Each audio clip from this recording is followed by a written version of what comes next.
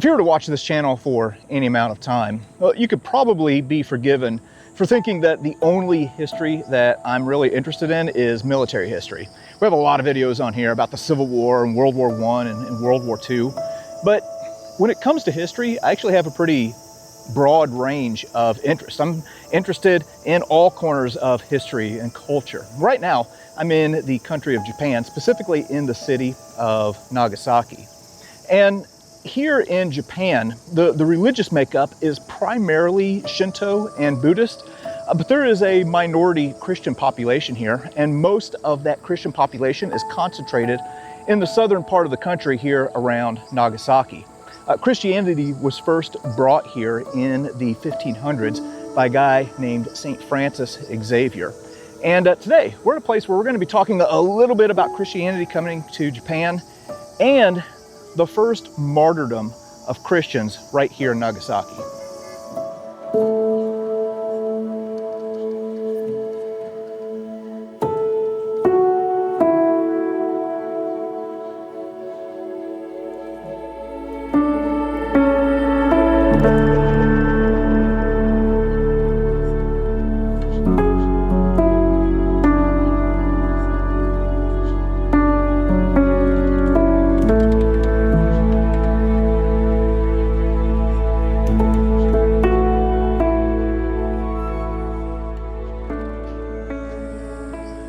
As I mentioned, Christianity first came to the country of Japan by way of a Portuguese missionary by the name of St. Francis Xavier.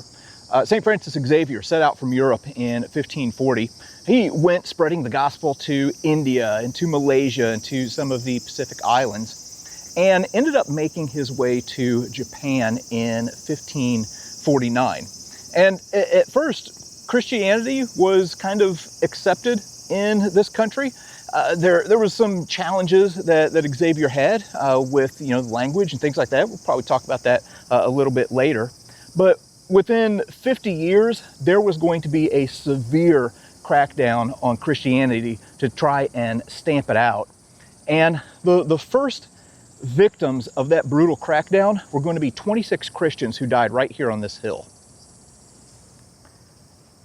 Most people, when they hear the name Nagasaki, their minds are naturally going to be drawn to the dropping of the second atomic bomb on August the 9th of 1945.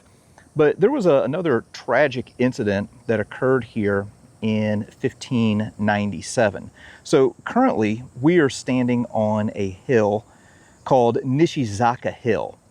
And long story short, we're going to go into a museum here in a little bit and learn more about this.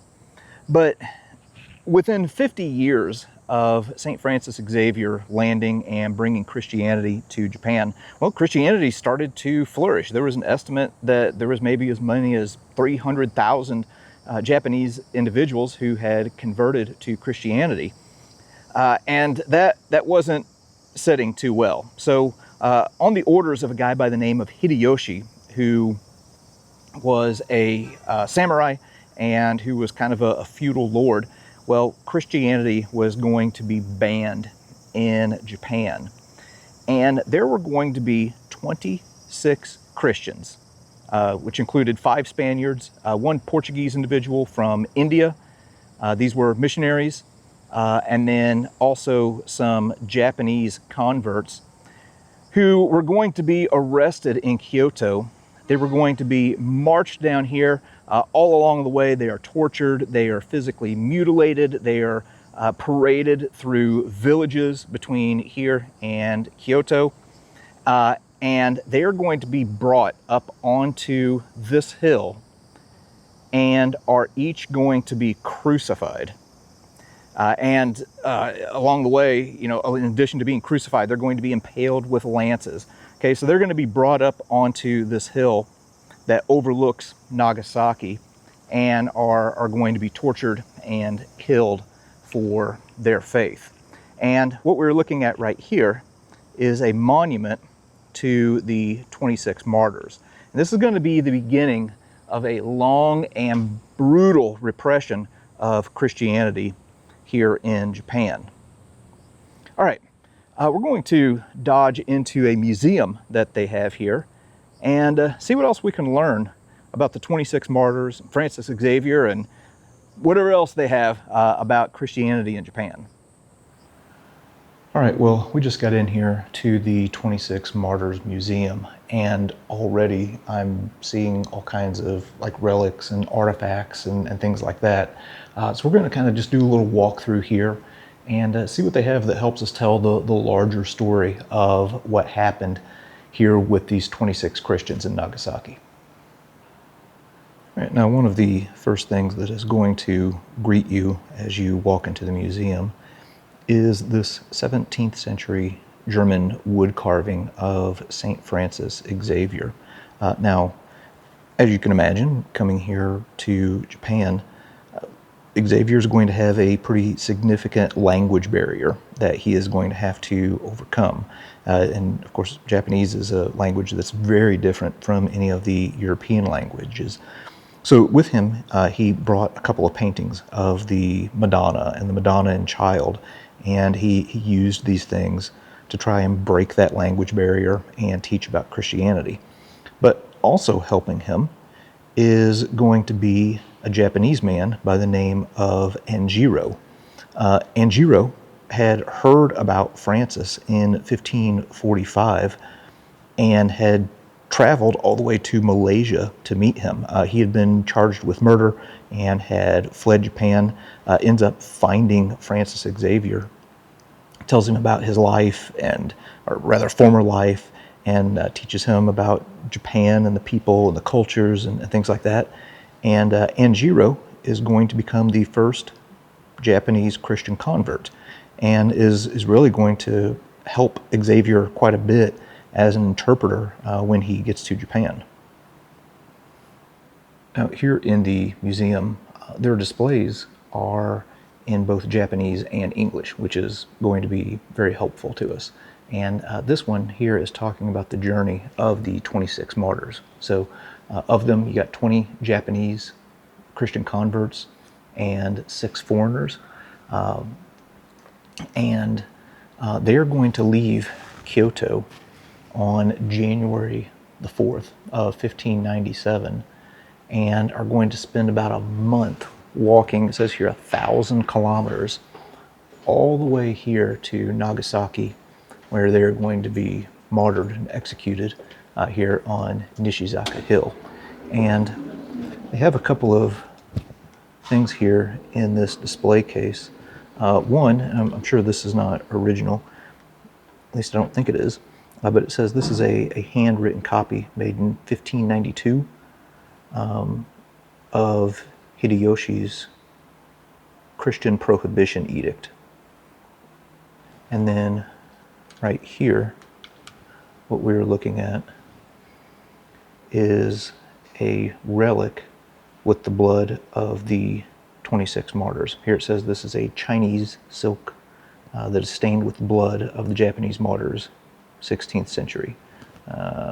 Goes on to say, according to records, many people held clothes under the crosses of the 26 martyrs when they died. And this piece of cloth was kept in the old Marchena Jesuit College for centuries before being sent here to the exhibition.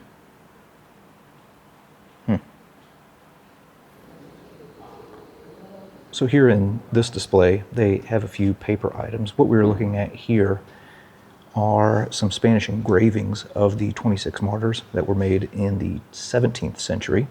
And then down here, you can see the story of these martyrs depicted in this book from, looks like the 1860s. Okay, another 1801. So this is a story that was well circulated. Here's a copper plate. This is from 1627. You can see all of the individuals there having been crucified. And the depiction in art continues all the way up into modern times.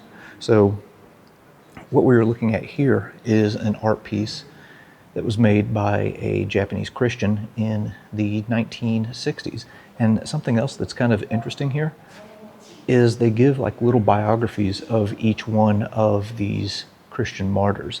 So I'm not going to read all of them, but I'll read a few. Now, all of these individuals were made saints by the Catholic Church in later years. But let's see here. So here's one, St. John Kanuya. He was 28 years old. And it says here he was from Kyoto, was a silk weaver and a trader, and had just recently been baptized and had moved his church next to the convent. There's another one here, St. Gabriel. He was a native of Ise.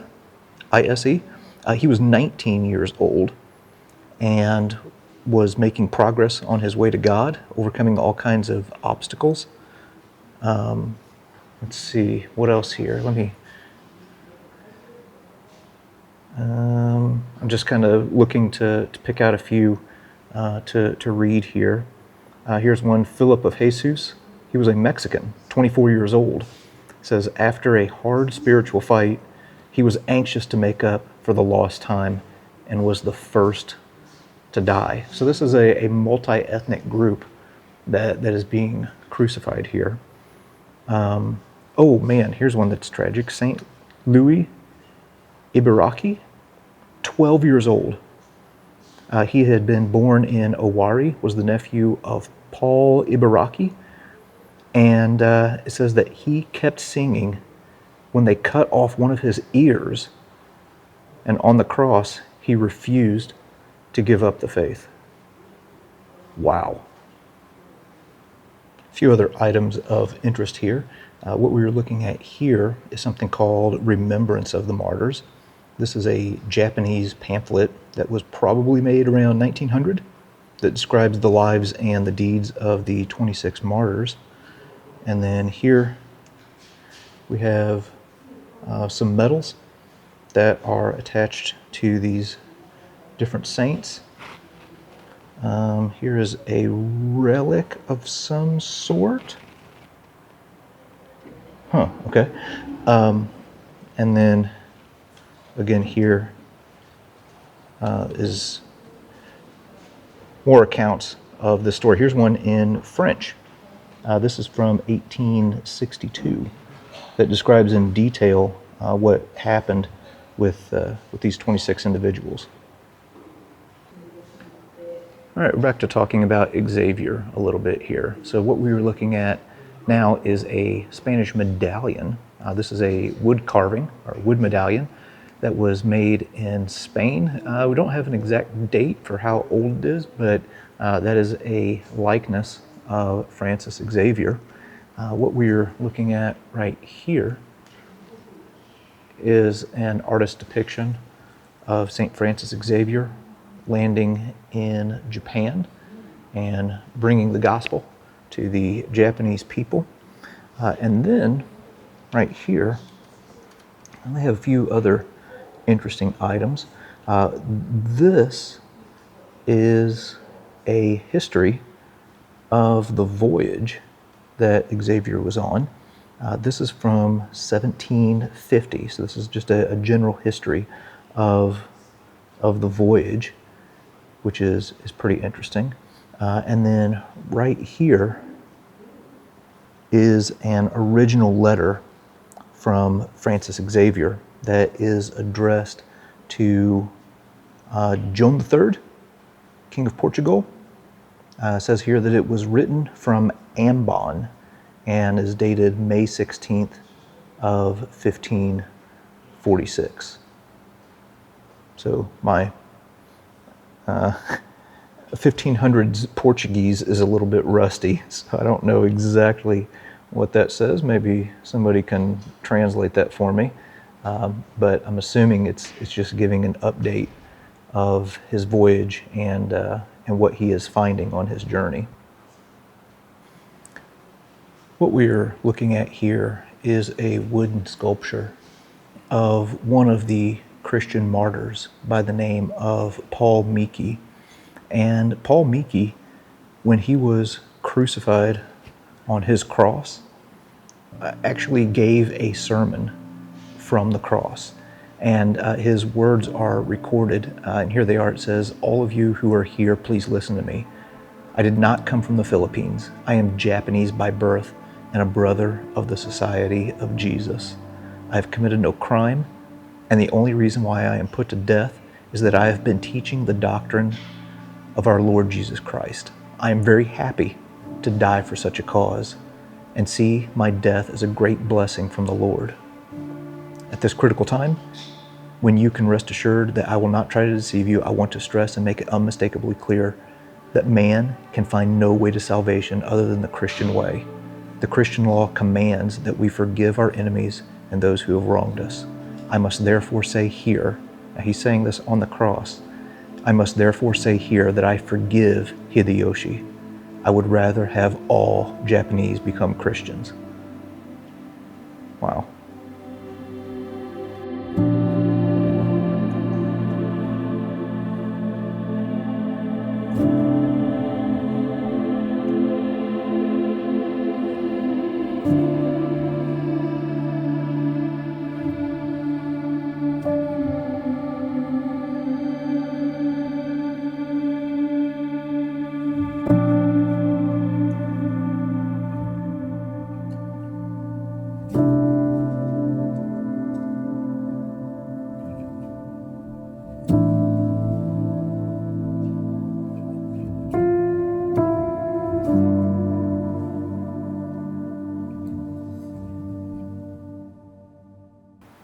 As we continue on through the museum here, they move past the martyrdom of the 26 Christians and progress through Japanese history, talking about other incidents of persecution and martyrdom of Christians in Japan. So after the death of Hideyoshi, the Takagawa clan is going to start ruling in Japan.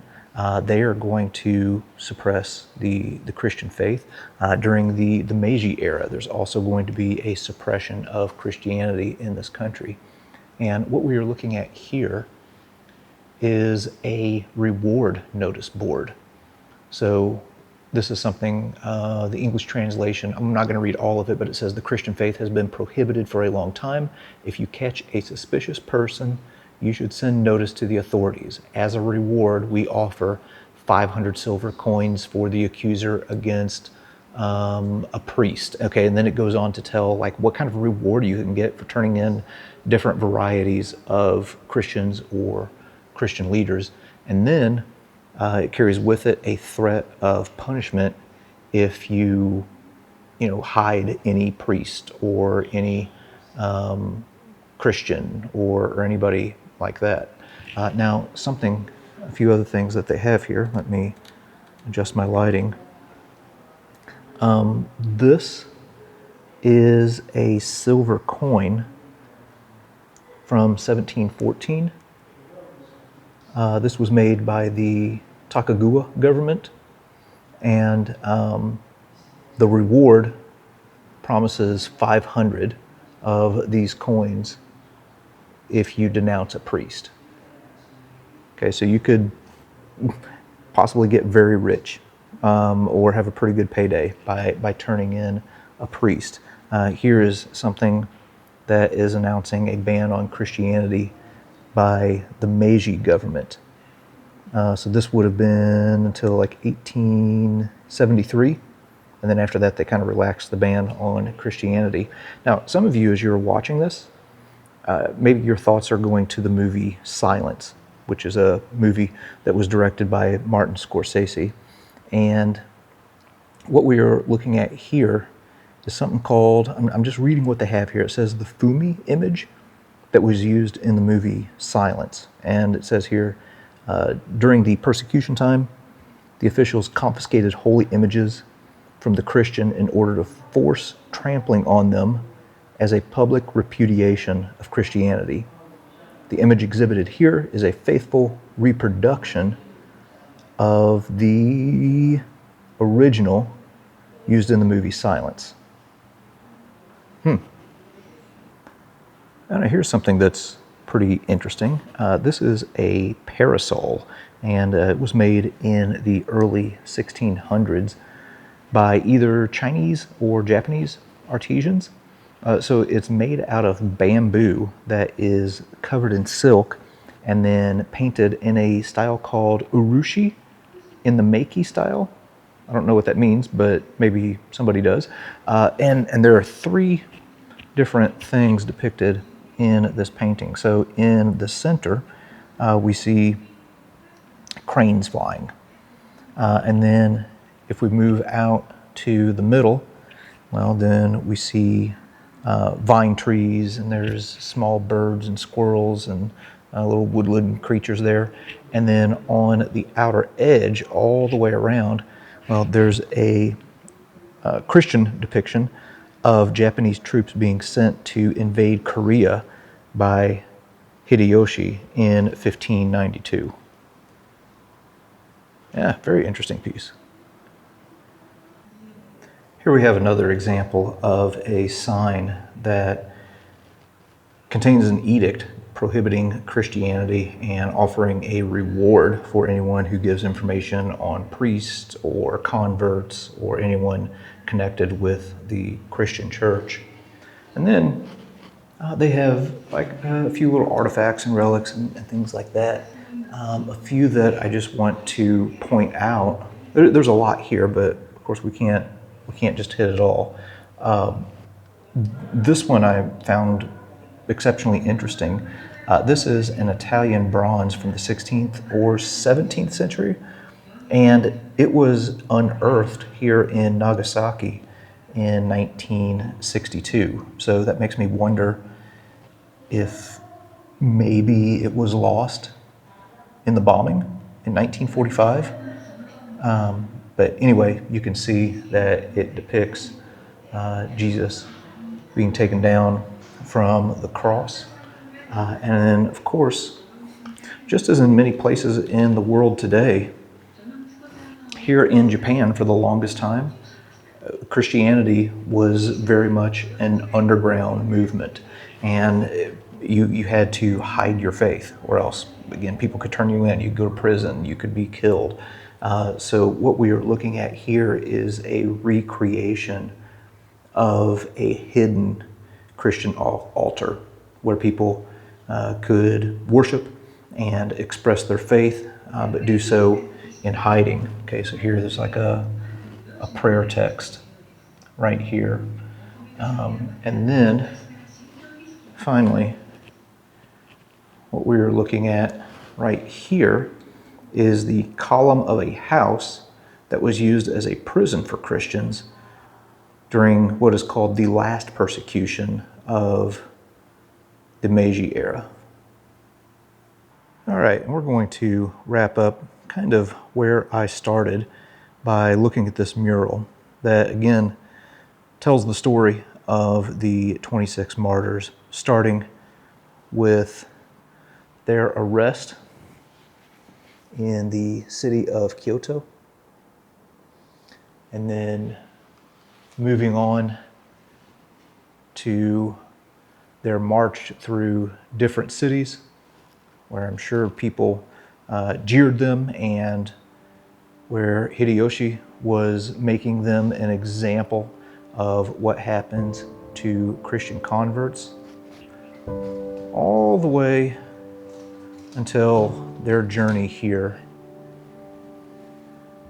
on one of the hills overlooking the city of Nagasaki, where each one of them was brutally tortured and crucified for their faith.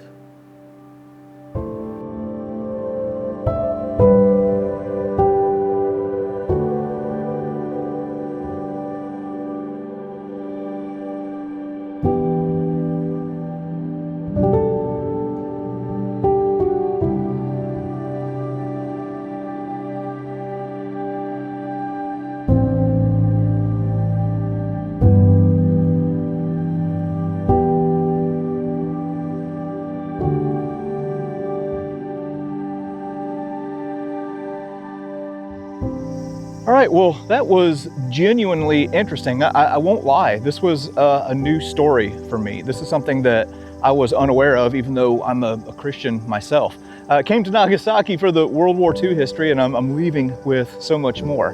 But anyway, that was a little bit on the 26 martyrs of Nagasaki.